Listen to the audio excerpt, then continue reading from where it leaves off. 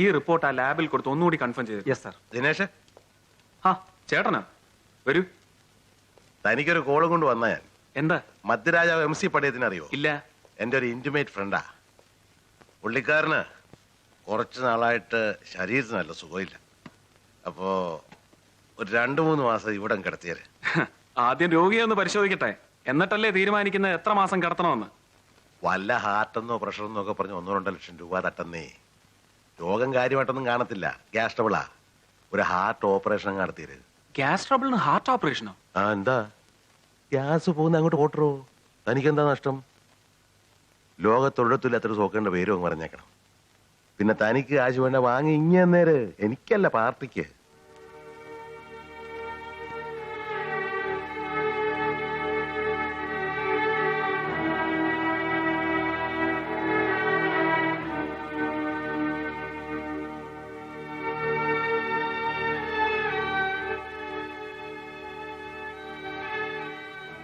അപ്പായി, മോളുടെ പഠിപ്പൊക്കെ എങ്ങനെയുണ്ട്?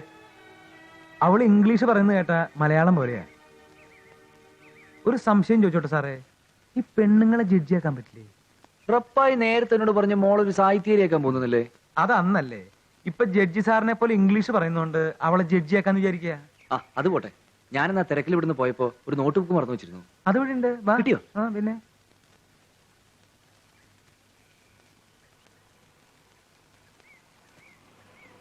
താങ്ക്സ്. ആ, സാറ് വന്നല്ലോ.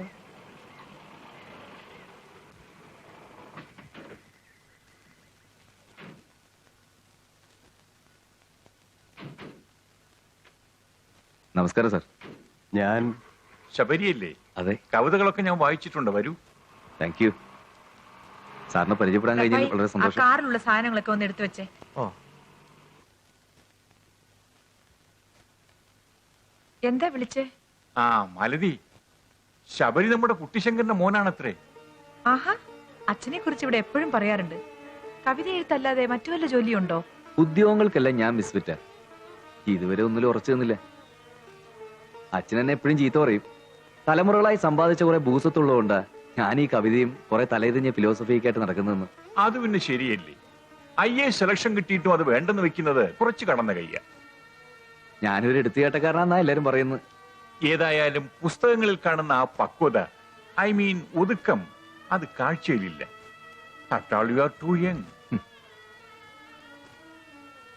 കുട്ടിശങ്കറിനെ അന്ന് കണ്ടതാ.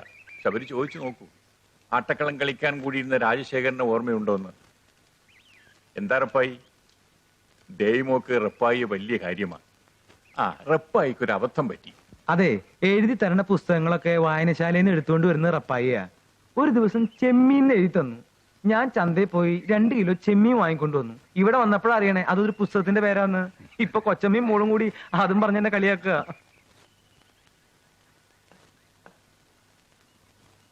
അയ്യോ, ഒന്ന് ശരിക്കും അവളി ഡാഡി.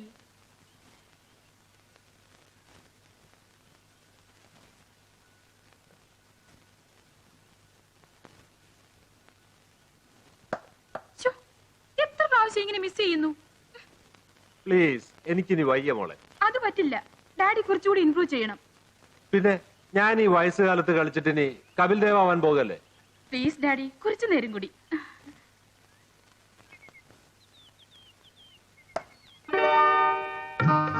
വണ്ടർഫുൾ ക്യാച്ച്, സമ്മതിച്ചു. ദിനേഷ് വന്നത് നന്നായി. നേരം വെളുത്തപ്പ തൊട്ട് ഇവളെ എന്നെ ഇട്ട് കഷ്ടപ്പെടുത്തുക. എന്റെ ദിനേഷ് എന്നെ ഒന്ന് രക്ഷപ്പെടുത്തും.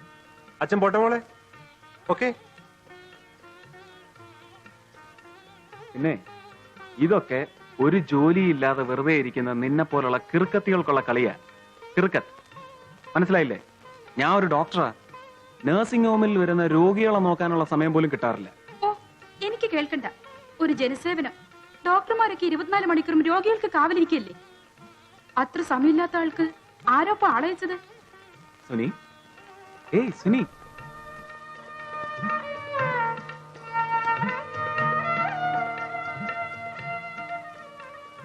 അപ്പോഴേക്കും പിണങ്ങിയോ? ആ, അത് പോട്ടെ. തന്റെ വക്കീൽ പരീക്ഷയൊക്കെ എന്തായി? കഷ്ടിച്ച് രക്ഷപ്പെട്ടോ? ഞാൻ LLB പാസ്സായത് ഇവിടെ ആർക്കും വലിയ ന്യൂസ് ഒന്നും അല്ലല്ലോ. അപ്പൊ പാസ്സായി? കോപ്പി അടിച്ചൊന്നും അല്ലല്ലോ. ആ, മാർക്ക് തിരുത്തി ഡോക്ടർമാർ ആയവർക്ക് അങ്ങനെയേ തോന്നൂ.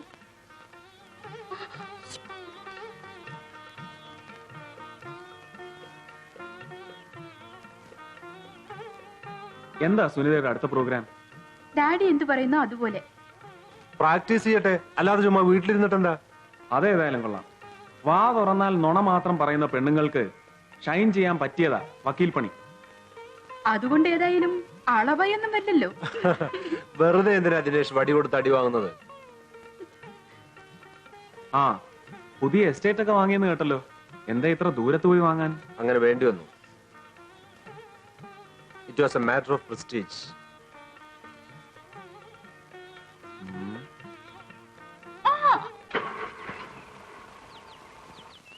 ദിനേശ്, ഞാൻ ദിനേശിനോട് ചോദിക്കാൻ വിട്ടുപോയി. അച്ഛനെയാണെങ്കിൽ ഇപ്പൊ ഈ വഴിക്കൊന്നും കാണാറുമില്ല.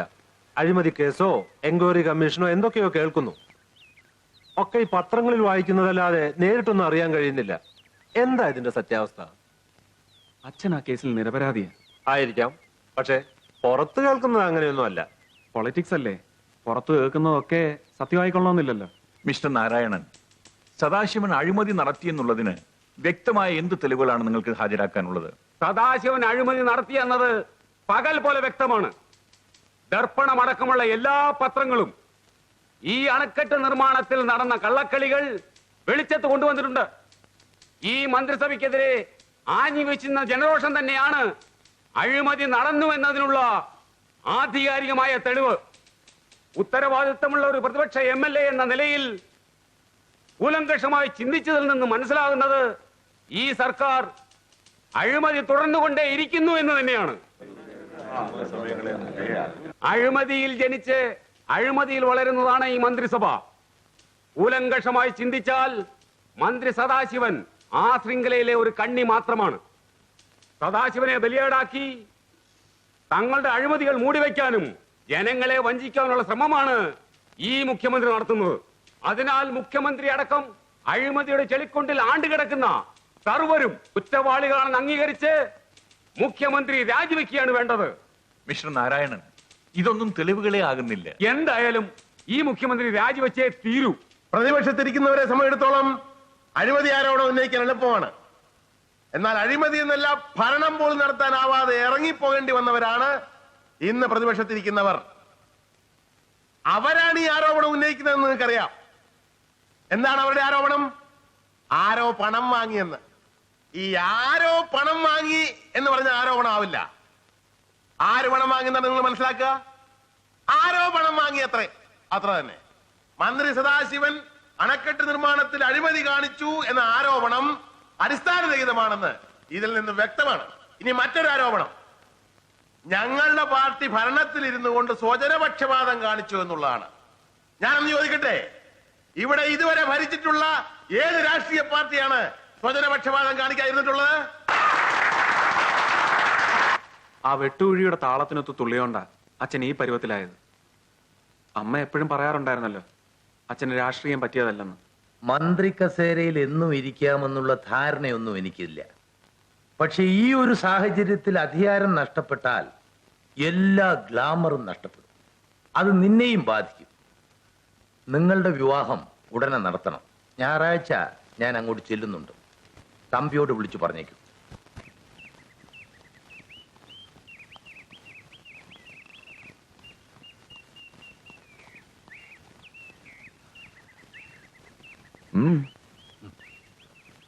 തന്റെ അച്ഛനും അമ്മയും എന്നെ ഒരുപാട് ചീത്ത പറഞ്ഞു.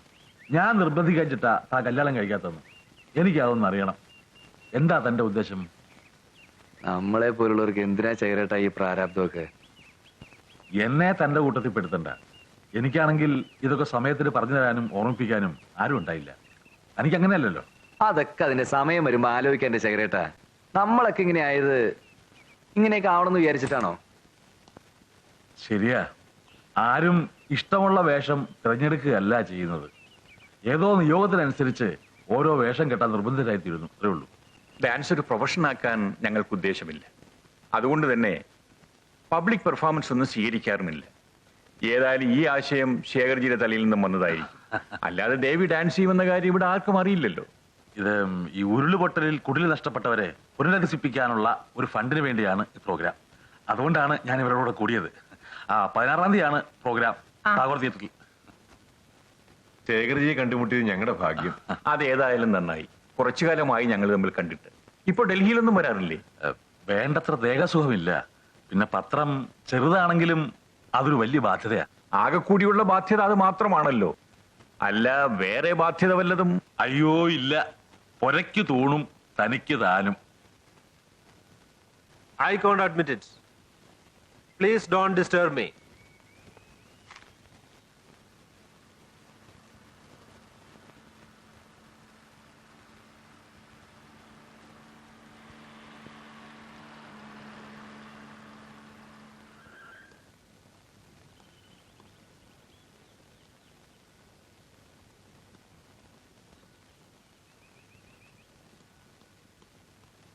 ആ സദാശിവനോ, വരൂ.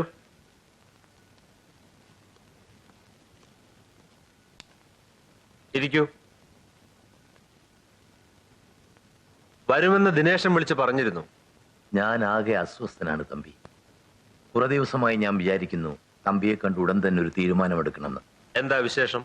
മറ്റൊന്നുമല്ല, സുനിതയും ദിനേശനും തമ്മിലുള്ള വിവാഹകാര്യം തന്നെ.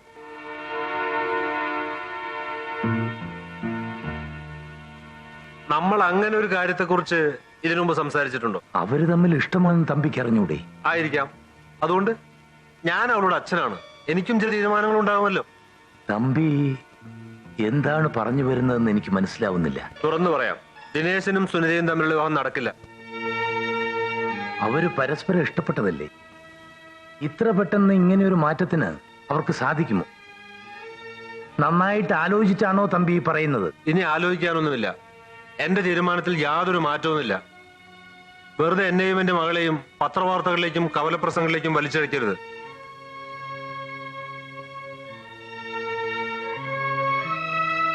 കൊള്ളാം, നന്നായിരിക്കുന്നു. ഒരു രാഷ്ട്രീയക്കാരന് പോലും ഇത്ര വിദഗ്ധമായി കാലുമാറാനാവില്ല.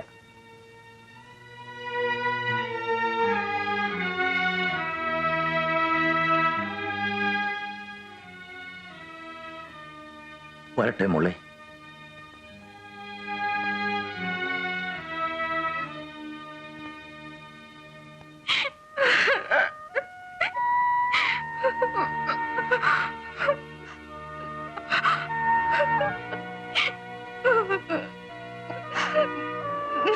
മോളെ, ഞാൻ പറഞ്ഞതൊക്കെ നിന്റെ നന്മയ്ക്ക് വേണ്ടിയാ. ആ ബന്ധം നമുക്ക് വേണ്ട മോളെ.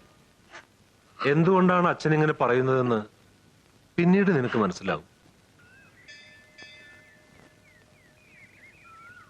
നമസ്കാരം സാർ. നമസ്കാരം. അല്ല, ഇങ്ങനൊരു പതിവൊക്കെ ഉണ്ടോ? വല്ലപ്പോഴും. ഇന്ന് ഇവളുടെ പിറന്നാളാ. ഒരു പുഷ്പാഞ്ജലി നടത്തിയിട്ട് പോകാമെന്ന് കരുതി. ആ, ശബരിയോട് കാര്യം പറയാൻ മറന്നുപോയി. ഇവളൊരു ചെറിയ മോഷണം നടത്തിയിട്ടുണ്ട് കേട്ടോ. ഒന്നുമില്ല, ആ പുസ്തകത്തിൽ നിന്നൊരു കവിത. അപ്പോ ദേവിയുടെ പ്രോഗ്രാം കാണാൻ ശബരി വരില്ലേ? തീർച്ചയായും.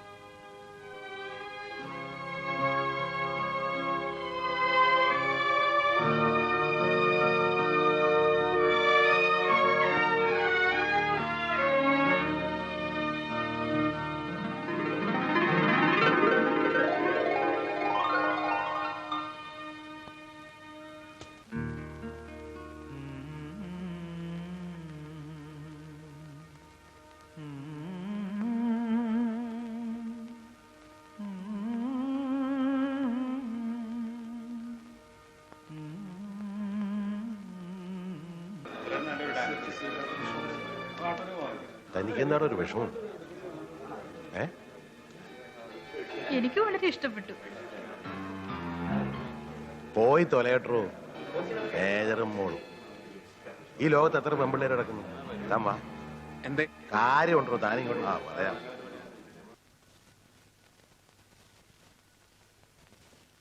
നമസ്കാരം. നമസ്കാരം.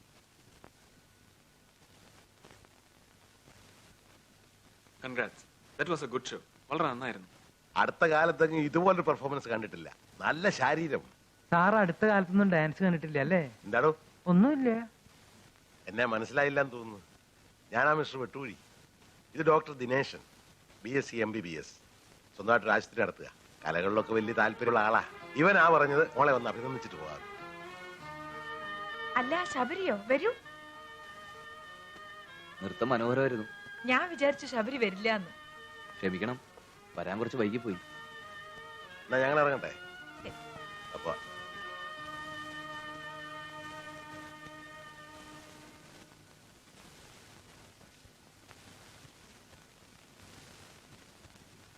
എന്തെങ്കിലും ഉള്ളു തുറന്ന് സംസാരിക്കാന്ന് വെച്ചാൽ ഒന്ന് ആളൊഴിഞ്ഞ് കിട്ടിയിട്ട് വേണ്ടേ? എപ്പോഴും തലയ്ക്കകത്ത് 100 കൂട്ടം കാര്യങ്ങളാ. ജോലിയിൽ നിന്ന് പിരിയാൻ കാലത്തെങ്കിലും ഒന്ന് സ്വസ്ഥാവെന്ന് കരുതിയപ്പോഴാ ഒരു എൻക്വയറി കമ്മീഷൻ.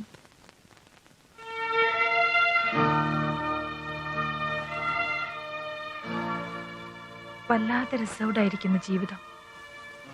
നമുക്ക് ബന്ധുക്കളെന്ന് പറയാൻ അധികം ആരുമില്ലല്ലോ. മനസ്സിലുള്ളതൊക്കെ ആരോടാ ഒന്ന് തുറന്നു പറയാ? എന്നോട് പറഞ്ഞോളൂ മാലതി, ഞാനില്ലേ. ഇവിടെ വന്നാലെങ്കിലും മനസമാധാനം കിട്ടുമെന്ന് കരുതി. ഞാനിങ്ങനെ വേണ്ടാത്ത ഓരോന്ന് പറഞ്ഞ് മുഷിപ്പിക്കുന്നുണ്ടോ? ഇല്ല, അതൊക്കെ നിന്റെ തോന്നല. നിന്റെ ദുഃഖങ്ങളൊക്കെ എന്നോടല്ലാതെ മറ്റാരോടാ പറയുക? സുഖവും ദുഃഖവും ഒക്കെ മനുഷ്യജീവിതത്തിൽ സാധാരണയല്ലേ? എന്നാലും നമ്മളെ പോലെ ആരും ഉണ്ടാവില്ല.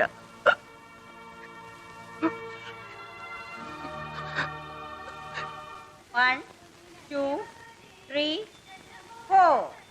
അങ്ങനെ ഇരിക്കെ. എന്റെ നിർമ്മലേ, ഒന്ന് താന്ന് കളിക്കേ. ശിവരാത്രി ദിവസം 4 പേര് കാണേണ്ടല്ലേ? ഒന്ന് താന്നിരുന്നാൽ എന്താ? വലത്തെ കൈ എടുക്ക. അങ്ങനെ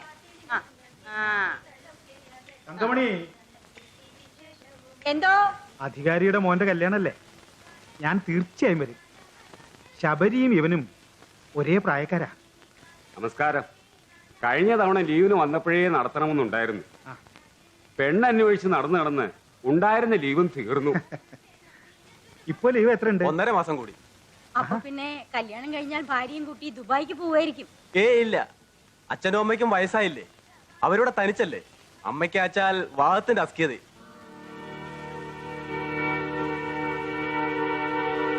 ഇത് മാഷ്കുള്ളതാ. എന്താ ഇത്? കുറച്ച് തുണിത്തരങ്ങളാ. മാഷ് ഇത് വാങ്ങണം. വാങ്ങിക്കണം. ശബരിയുടെ കല്യാണക്കാരി ഒന്നും ആയില്ലേ? അതൊക്കെ അങ്ങോട്ട് ചോദിക്ക. വല്ല ഉദ്യോഗവും കിട്ടിയാൽ അതിന് പോവുമോ? ഇല്ല. ഇത്രയും വലിയ വീട്ടില് ഞാനും ഈ തങ്കമണിയും മുഖത്തോട് മുഖം നോക്കിയിരിക്കുക.